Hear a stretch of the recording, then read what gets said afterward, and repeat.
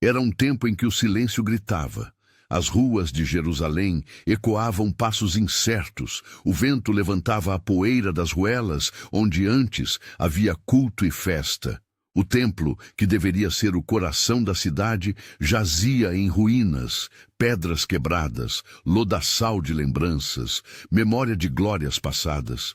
Ao mesmo tempo, as casas ao redor exibiam telhados novos, janelas refeitas, portas pintadas. Havia trabalho, havia lava-pés limpos pela pressa da sobrevivência. Mas algo essencial estava partido. O lugar onde Deus habitava entre o seu povo havia sido empurrado para segundo plano. Nesse cenário, surge uma figura simples e necessária: Ageu. Não sabemos detalhes de sua vida. Sua origem é indefinido, além do que o texto registra, mas sabemos o que sua voz fez naquela hora. Ele não era do tipo que busca aplauso público. Era antes homem de palavra direta, voz que pega pelo coração e arranca a indiferença. Ele veio como luz em tempos de crise. Chamou o povo pelo que eles precisavam ouvir e não pelo que desejavam escutar. Quando Ageu falou, a palavra foi curta e cortante como martelo na pedra. Ele apontou o óbvio que havia se tornado invisível. As prioridades tinham trocado de lugar. Enquanto casas eram reconstruídas com esmero, o altar foi deixado ao vento. Enquanto se cuidava do conforto imediato, a presença de Deus foi relegada. O profeta expôs a consequência prática desse deslocamento. Trabalho sem fruto, sensação contínua de falta, um esforço que não se traduzia em prosperidade interior nem em paz comunitária. Não se tratava apenas de cimento e pedra. Tratava-se de fé agindo em obras, de sacrificialidade, onde deveria haver primeiro o reconhecimento do Senhor. Se essa imagem toca você, fica comigo até o fim. Há um guia complementar na descrição para quem quiser estudar mais profundamente as mensagens de Ageu e aplicar essas lições hoje. Voltemos ao quadro. Havia no ar um misto de alívio e angústia. Alívio porque o povo havia retornado do exílio, sinal de esperança. E angústia porque o tempo, longe da pátria, deixara marcas. O medo do futuro empurrou as prioridades para o que era visível e imediato. Reerguer a casa significava conservar família, trabalho, segurança. Levantar o templo parecia uma ambição distante demais, quase um luxo espiritual. E então, o luxo material triunfou. A economia doméstica exigia a atenção. A insegurança punha as mãos nos bolsos e dizia: faz primeiro o meu pão. E assim o templo, símbolo do encontro com Deus, foi esquecido. Era fácil entender a tentação do povo. Eles haviam visto o brilho do passado, o templo de Salomão, recheado de memórias de glória, e se perguntavam se valia a pena voltar a apostar naquele projeto que lembrava perdas, que exigia investimentos sem clareza de retorno. Os mais velhos murmuravam: como podemos reconstruir algo que não terá a mesma aparência? Os jovens cansados duvidavam da força para o trabalho pesado. Entre eles havia também líderes, homens com funções e responsabilidades. Zorobabel, o governador, com a responsabilidade civil. Josué, o sumo sacerdote, guardião da vida religiosa. Ambos sentiam o peso de carregar uma obra que mostrava mais ruínas do que promessas. Então Ageu falou. E quando ele falou, não foi apenas para criticar, foi para convocar. Suas palavras eram como lâmpada acendendo no meio da noite. Chamavam o povo à ação, lembravam que o centro da vida coletiva estava em perigo. Em tom direto, Ageu expôs a intenção de Deus. O templo deveria ser refeito não por nostalgia de pedra, mas porque a presença de Deus é a saúde da nação. Ele disse, em essência, que onde a glória de Deus habita, a bênção que transforma trabalho em fruto diferente. Não uma garantia de prosperidade material obtida por fórmula, mas uma restauração de sentido, de propósito e de real bênção para o povo. A reação foi imediata e variada. Alguns riram, outros ficaram calados e muitos foram tocados. A palavra do profeta instigou conversas nas portas das casas. Grupos de trabalhadores paravam suas tarefas para discutir. O que Ageu quis dizer com isso? Houve quem se sentisse exposto, porque ser confrontado na fé é sempre desconfortável. Mas houve também quem sentiu que era tempo de decidir. Liderança e povo foram convocados a olhar para o centro e agir. Diante desse chamado, Zorobabel e Josué, figuras centrais da comunidade, ouviram e se moveram. Zorobabel, descendente de Davi, carregava a responsabilidade de governar e de reerguer a cidade. Josué, como sumo sacerdote, tinha a tarefa de restaurar o culto. A própria presença deles diante do povo era um sinal de que aquela convocação não era mera opinião. Havia autoridade para o recomeço. Ao ouvirem Ageu, esses líderes deram início aos trabalhos. Não foi um projeto rápido, nem isento de medo, mas foi o primeiro passo que rompeu a estagnação. Os primeiros martelos bateram. As primeiras pedras foram postas. Havia promessa visível no som do trabalho. Mas a história não anda sem crises internas. Logo surgiram murmúrios. O templo que reconstruímos será realmente tão magnífico quanto o de outrora. A memória do passado brilhante colocou sombra sobre a esperança presente. O medo da impotência cresceu no próprio coração dos trabalhadores. Comparação com o passado pode ser paralisante. Nesse momento, Ageu teve que falar novamente, e sua palavra foi dupla: conforto e desafio. Ele lembrou ao povo das ações passadas de Deus, de como havia sustentado e guiado, e ao mesmo tempo exortou: não deixem que a lembrança do que foi lhes roube o que ainda pode ser. Em palavras que ressoaram como uma profecia de encorajamento, Ageu afirmou que a glória do novo templo seria maior que a do antigo. Não era uma promessa de espetáculo emocional gratuito. Era uma proclamação teológica que apontava para um futuro de renovada presença divina. Essa palavra serviu para renovar coragem, reacender esperança e motivar os trabalhos. Quando Ageu dirigiu uma palavra específica a Zorobabel, o tom mudou para algo mais íntimo e institucional. Ele disse, em termos que liam como selo de confiança: Deus escolheu Zorobabel e o estabeleceria como símbolo de autoridade justa, comparável a um anel de selar. Esse símbolo, conhecido na cultura como objeto que confirma decisões importantes, significava que Zorobabel não governava por interesses pessoais, mas sob um chamado que procedia de Deus. Era um reforço de legitimidade e uma promessa de sustentação.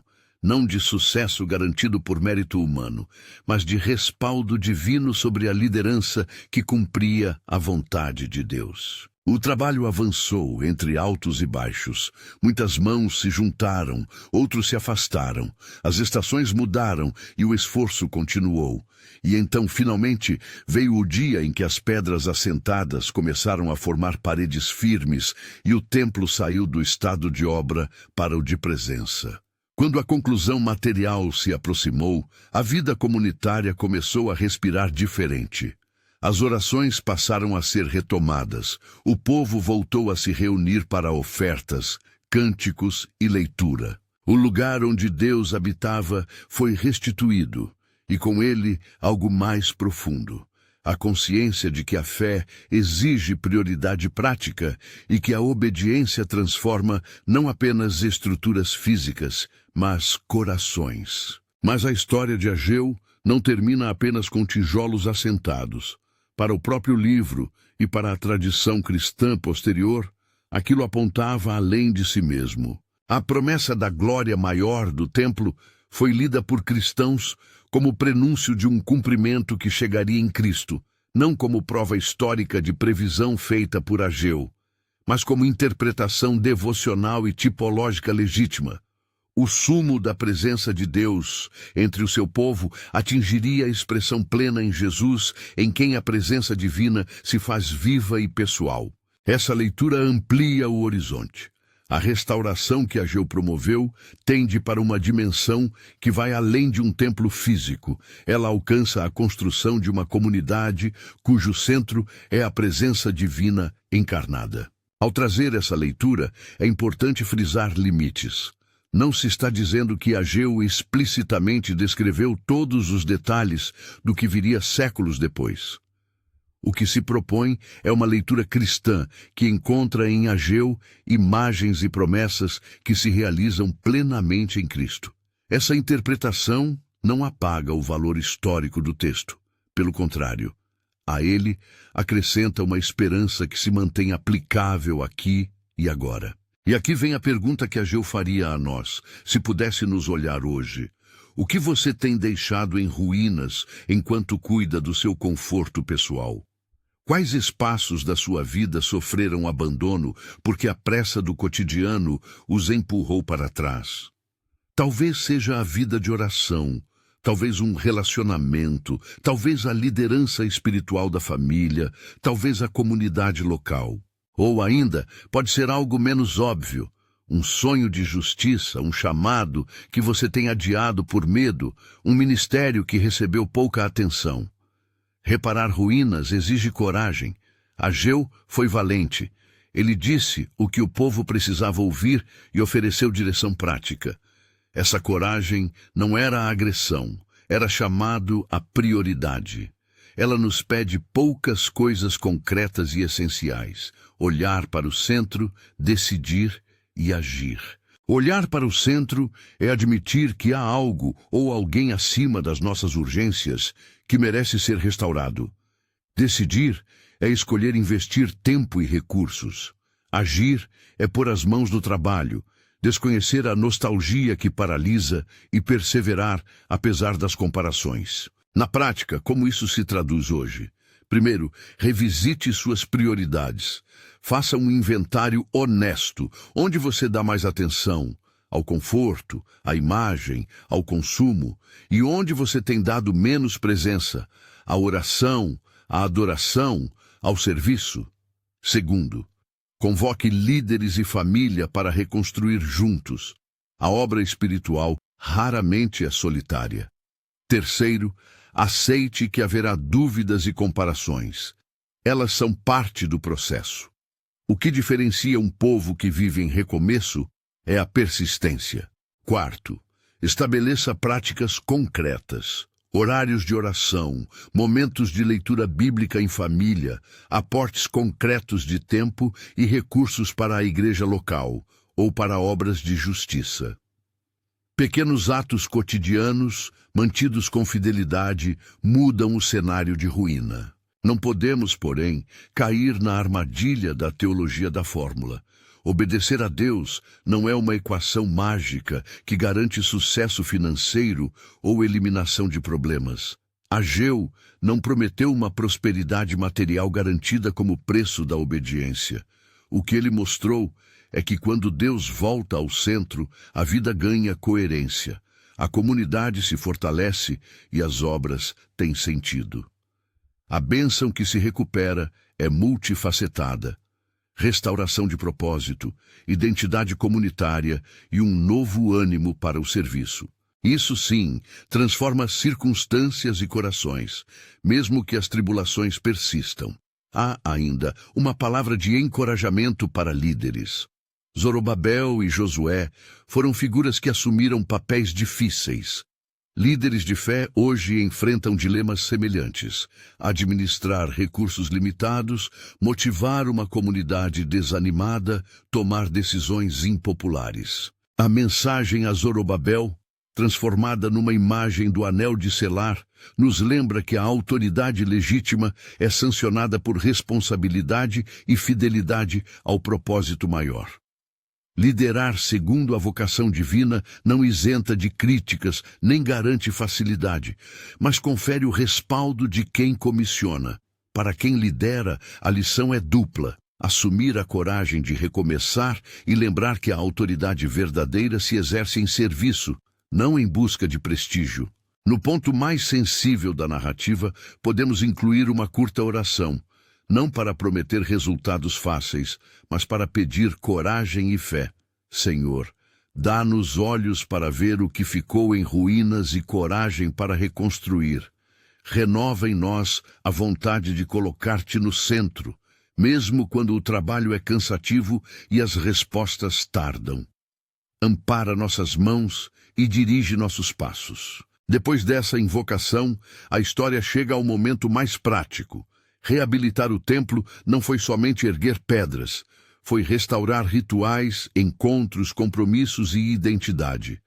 A comunidade voltou a se reunir, e com ela veio a experiência de que a vida espiritual bem cuidada gera frutos concretos: solidariedade, ordem, propósito comum. O povo que antes vivia de fragmentos começou a ter um projeto conjunto, algo que segurava as tensões e transformava a linguagem do cotidiano. Ali estava uma verdade. A prioridade de Deus opera como o arco que une e direciona os esforços dispersos. A partir daqui, podemos extrair aplicações diretas para o cristão contemporâneo. Primeiro, a fé prática se revela nas prioridades.